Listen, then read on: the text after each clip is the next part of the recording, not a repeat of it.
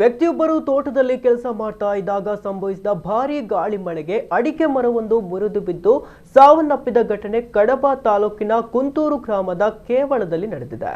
66 ವರ್ಷದ ಯಾದವಗೌಡ ಮೃತ ವ್ಯಕ್ತಿ.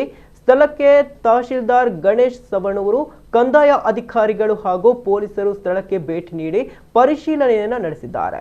ಕಡಬ ಪೊಲೀಸ್ ಠಾಣೆಯಲ್ಲಿ ಈ ಬಗ್ಗೆ ಪ್ರಕರಣ ದಾಖಲಾಗಿದೆ.